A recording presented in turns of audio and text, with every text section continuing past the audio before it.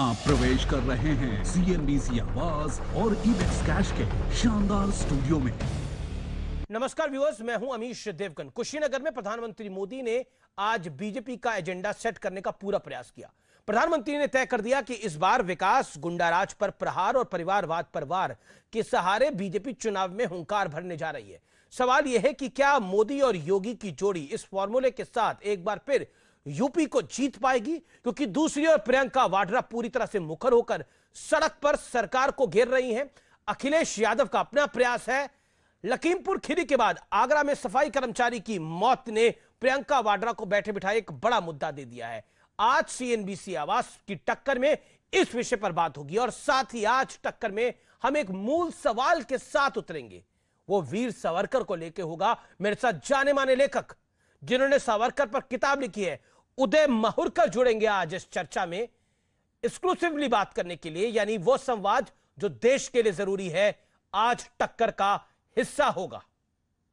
यानी टक्कर में पहले तो चर्चा होगी, डिबेट होगी और फिर टक्कर में सावरकर पर हर वो सवाल होगा जो आपके दिल में है, हर वो संवाद होगा जो देश हित में आवश्यक है।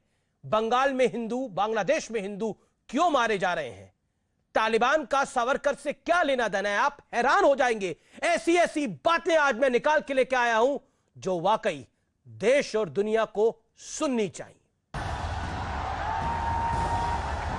आज योगी जी के नेतृत्व में यहां माफिया माफी मांगता फिर रहा है।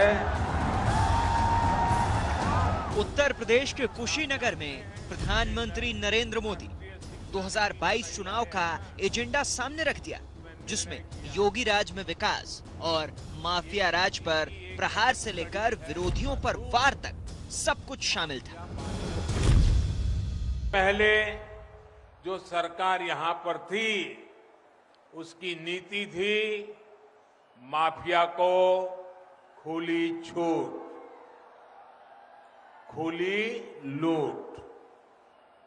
आज योगी जी के नेतृत्व में यहां माफिया माफी मांगता फिर रहा है। इन लोगों की पहचान समाजवादियों की नहीं, परिवारवादी की बन गई। राम मनोहर लोहिया जी कहा करते थे कि कर्म को करुणा से जोड़ो, भरपूर करुणा से जोड़ो। लेकिन जो पहले सरकार चला रहे थे उन्होंने गरीब के दर्द की परवाह नहीं की। पहले की सरकार ने अपने कर्म को घोटालों से जोड़ा, अपराधों से जोड़ा। और ठोक तंत्र की सरकार है, ये तो आप पे बहुत बड़ा ब्लेम लग रहा है बार बार कि आप सबको ठोक देते हैं। देखिए, ऐसा क्यों? विपक्ष की पीड़ा यही है कि जिन पेशेवर अपराधियों और माफियाओं को ये लोग गले लगाते थे, जो यहाँ के गरीबों का, यहाँ के व्यापारियों का या सार्वजनिक संपत्ति को जबरन हड़पते थे, उसको अपना जन्मसिद्ध अधिकार मान लेते थे, आज उन पेशेवर अपराधियों और माफियाओं को जेल के अंदर भेज दिया गया है, या वे प्रदेश छोड़ करके जा चुके हैं या कहीं और जा चुके हैं। लेकिन इसी बीच आगरा में पुलिस कस्टडी में सफाई कर्मी की मौत के आरोप वाले मुद्दे को प्रियंका वाड्रा ने लपक लिया।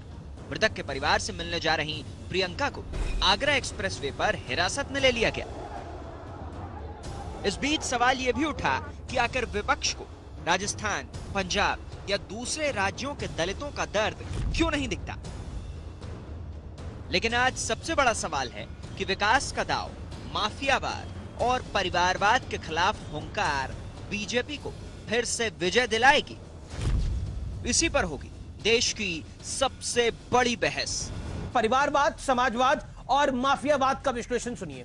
परिवारवाद का मुद्दा कांग्रेस और समाजवादी पार्टी की दुखती रग है। आप सोच सकते हैं कि प्रियंका गांधी वाड्रा, राहुल गांधी, सोनिया गांधी, दूसरी तरफ मुलायम सिंह यादव, अखिलेश यादव और साथ साथ बाकी भी उनके भाई धर्मेंद्र यादव, ये परिवारवाद से नरेंद्र मोदी का तात्पर्य है।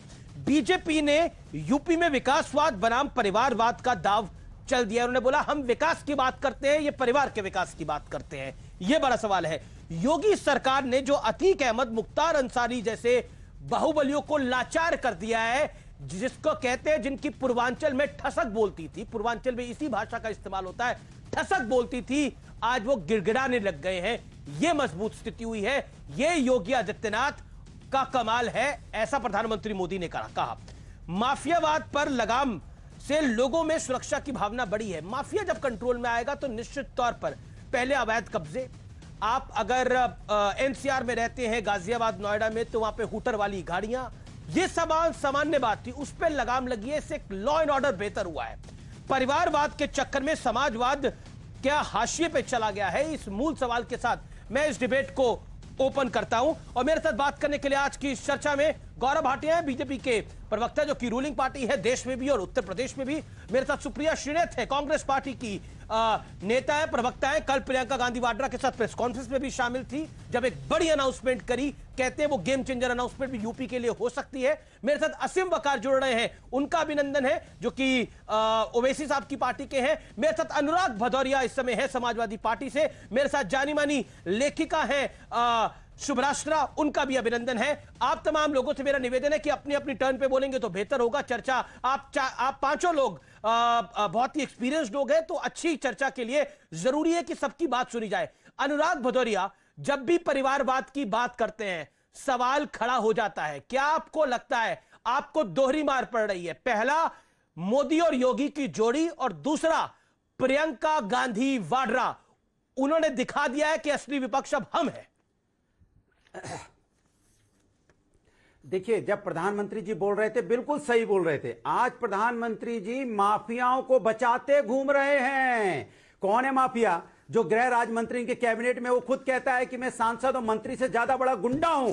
मैं गुंडा कहलाना ज्यादा पसंद करता हूं, क्योंकि हमें इसी से लोग जानते हैं। हम यहां पे लोगों को रहना मुश्किल कर देते हैं, 2 मिनट में लोगों को ठीक कर देते हैं। उसको और उसके पुत्र श्री पे, जो उनके पुत्र श्री हैं, रौंदने का आरोप है कि उन्होंने किसानों को रौंद दिया। इतना खुलेआम कोई बोल सकता है क्या? लेकिन प्रधानमंत्री जी बोल रहे हैं, बधाई के पात्र हैं कि वो गुंडों को बचाते घूम रहे हैं। दूसरी बात, ये योगी जी सरकार में आपने क्या बोला? योगी जी से ठोक देते हैं। बिल्कुल सही कह रहे थे योगी जी। यहां कौन किसको ठोक रहा है पता नहीं। जनता गुंडों को, गुंडे जनता को